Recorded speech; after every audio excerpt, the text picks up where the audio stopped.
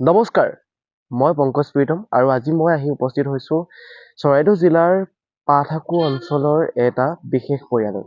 আৰু এই পৰিয়ালটো এইটো কাৰণে বিশেষ বুলি আপোনালোকক ক'বৰ কাৰণে চেষ্টা কৰিছোঁ। এইটো কাৰণে পৰিয়ালটি বিশেষ কাৰণ এই পৰিয়ালটিত আছে এগৰাকী ককা আৰু এগৰাকী আইতা।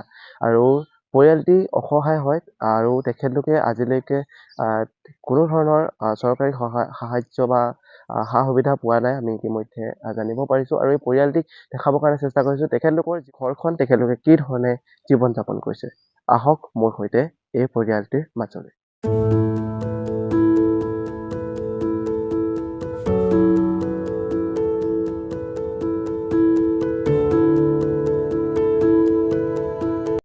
মই যিটো পৰিয়ালৰ বিষয়ে আপোনালোকক ইতিমধ্যে অৱগত কৰিছিলোঁ, এই পৰিয়ালটিৰ মাজত মই এতিয়া উপস্থিত আছোঁ।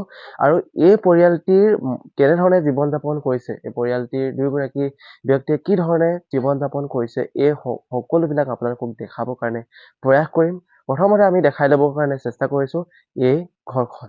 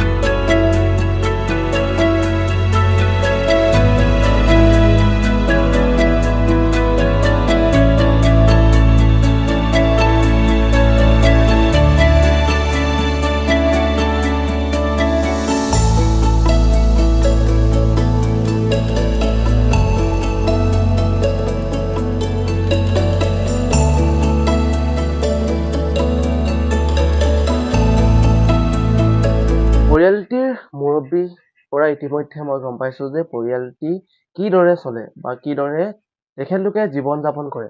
মই ইতিমধ্যে গম পাইছোঁ যে তেখেতলোকে চৰকাৰী সা-সুবিধা বিশেষ পোৱা নাই যদিও যিটো পেঞ্চন আৰু লগতে অৰুণোদয় আঁচনি পাবলৈ সক্ষম হৈছে। আৰু তেখেতলোকে টোটেল ১৫০০ টকাই এটা পৰিয়াল কিদৰে চলে আপোনালোকে ভাবি চাওক। মাত্ৰ ১৫০০ টকাই আপোনালোকে চলিব পাৰিবনে? বা আপোনালোকৰ জীৱন যাপন বা আপোনালোকে জীৱন জীয়াব পাৰিবনে মাত্ৰ ১৫০০ টকাই একমাহ কিদৰে চলে? এই কথাষাৰ মই শুনাৰ পিছত মই কি ক'ম বা কিদৰে মই আপোনালোকৰ মাজলৈ আগবঢ়াই লৈ যাম কথাখিনি মই আচলতে ভাবিব পৰা নাই। আৰু এতিয়া মই পোনে পোনে পৰিয়ালটিৰ মুৰব্বীজনৰ পৰা জানিব বিচাৰিছোঁ তেখেতলোকৰ পৰা। মই তেখেতলোকক কেইটামান প্ৰশ্ন সুধিম আৰু প্ৰশ্নকেইটা আপোনালোকলৈ বুলি আগবঢ়ালোঁ। আৰু আপোনালোকে যদি সদাশয় ব্যক্তি আছে তেখেতলোকক সহায় সহযোগিতা কৰক।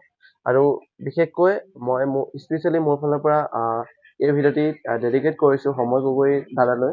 তেখেতে যদি পাৰে এবাৰ এই পৰিয়ালটিত আহক। তেখেতে যিহেতু বহুতক সহায় সহযোগ কৰি আছে, গতিকে তেখেত এবাৰ আহক এই পৰিয়ালটিলৈ আৰু আহি অকণমান হ'লেও চকু মেলি চাওক। ঘৰখন যদি অলপ বনাই মেলি দিয়ে হয়তো তেখেতলোকে অলপমান হ'লেও সকাহ পাব। আপোনালোকতো ইতিমধ্যে দেখাইছোৱে তেখেতলোকৰ পৰিয়ালটিৰ গোটেই দৃশ্যাংশসমূহ, তেখেতলোকৰ ঘৰখন ইতিমধ্যে আপোনালোকক দেখাইছোঁ। গতিকে এই ঘৰখন চোৱাৰ পিছত আপুনিও হয়তো এবাৰ চকু মেলি চাব বুলি আমি আশাবাদী। এতিয়া আহিছোঁ তেখেতলোকৰ মাজলৈ।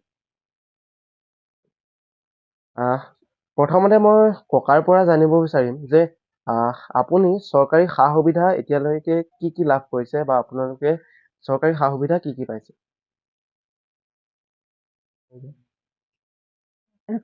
কৈ দিয়কচোন পেঞ্চনৰ পৰা পাওঁ আৰু পেঞ্চন 800 টকা পাম। চাউল পেঞ্চন 800 টকা পায় ন? তাৰপৰা চৰকাৰ চাউল 5 কেজি পাম। তাৰপিছতে আৰু কিবা কিবি দিছে নি? আৰুতো দিয়া নাই। দিয়া নাই ন? যিটো ঘৰ চৰকাৰী ঘৰটো দিয়া নাই আপোনালোকক? দিয়া নাই ন? নাই দিয়া। এতিয়া বাকী মই আইতাৰ পৰা জানিব বিচাৰিম মানে এতিয়া যিহেতু বহুতে সহায় সহযোগ কৰি থাকে বা সহায় সহযোগিতা কৰে বা আপোনালোকক তেনেকুৱা সদাশয় ব্যক্তিক আপুনি কি ক'ব বিচাৰিব বা আপোনালোকে কি ক'ব বিচাৰিব যিহেতু আপোনালোকে বহুত কষ্টত জীৱন যাপন কৰিছে আপোনালোক মাত্ৰ দুইগৰাকীয়ে বৰ্তমান বয়সৰ ফালৰ পৰা বৃদ্ধ হৈ আহিছে গতিকে আপোনালোকে কি ক'ব বিচাৰিব সেই সদাশয় ব্যক্তিসকলক? আমি যে চৰকাৰৰ ফালৰ পৰা বিচাৰিছো আমাক এটি ঘৰ বনাই দিবলৈ। মই এতিয়া অৰুণোদয়ৰ পাওঁ আকৌ মানুহজনে পায় পেঞ্চনৰ ইমান কম পইচা আমি ঘৰখন কেনেকৈ চলি থাকোঁ। আৰু এটা কথা দেই আপোনালোকৰতো মন্ত্ৰী যোগেন মহনৰ ঘৰৰ একদম ওচৰ হয় নাই? একদম ওচৰ গাঁওখনে বুলি ক'ব পাৰি মানে তেখেতলোকৰ সন্মুখৰ গাঁওখন বুলিয়ে ক'ব পাৰি গতিকে যোগেন মোহনক আপোনালোকে কেতিয়াবা লগ পাইছেনে? লগ পাইছো। পাইছে ন? তেখেতলোক আহিছে নেকি এফালে কেতিয়াবা? কেতিয়াবা আহে, এইবোৰ নাচায়। নাচায় ন? আৰু যে আপোনালোকৰ গাঁও পঞ্চায়তৰ যিখিনি ব্যক্তি আছে ৱাৰ্ড মেম্বাৰ হওক তেখেতলোক কেতিয়াবা আহেনে মানে যিসকলে চৰকাৰী প্ৰতিষ্ঠাৰ লগত জড়িত মানে সংস্থাবিলাকৰ লগত জড়িত তেনেকুৱা মানুহবিলাক আহে নেকি? এবাৰ আহিছিল। আৰু ছাত্ৰ সন্থা ফালৰ পৰা কোনোবা আহিছে নেকি? মানে এতিয়া আমাৰ ইয়াতে বহুত কেইজন ব্যক্তি আছে। নাই অহা ন? আচলতে মানুহবিলাকে দেখি নাপায় নে কি জানো? ত' এতিয়া আপুনি কি ক'ব বিচাৰিব মন্ত্ৰী যোগেন মহন যিহেতু তেখেত এজন মন্ত্ৰী হয় আৰু তেখেতক আপুনি কি ক'ব বিচাৰিব যোগেন দাক কি ক'ব আপুনি? আপোনাৰতো ভতিজাৰ নিচিনা হ'ব। ঘৰ বিচাৰিছো আৰু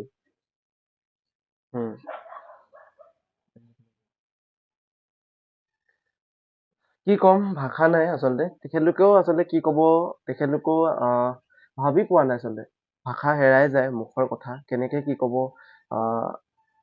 ময়ো আচলতে ক'বলৈ মোৰ মুখৰ শব্দ হেৰাই গৈছে কি ক'ম কি নক'ম মাত্ৰ 1500 টকা 1500 টকাই এটা পৰিয়াল চলাটো মানে একেবাৰে অসম্ভৱ কথা কাৰণ আজিকালি 1500 টকা মাত্ৰ 1 ঘণ্টাৰ পইচা হয় 1 ঘণ্টাও নহয় গতিকে ভাবি চাওক আপোনালোকে যিখিনি পইচা যিকেইটা পইচাই আপোনালোকে এদিন চলে আৰু সেইকেইটা পইচাই তেখেতলোকে 1 মাহ চলে ভাবি চাওক গতিকে মোৰ যিখিনি ফ্ৰেণ্ড চাৰ্কুল আছে বা অসমবাসীক মোৰ ফালৰ পৰা হাতযোৰ কৰি মই অনুৰোধ কৰিছো যে তেখেতলোকক আপোনালোকে সহায় কৰক এনেকুৱা এটা পৰিয়ালক যদি আপোনালোকে সহায় নকৰে তেতিয়াহ'লে আপোনালোকে কেনেকুৱা ধৰণৰ মানুহক সহায় কৰিব সেইটো মোৰ বাবে আপোনালোকলৈ প্ৰশ্ন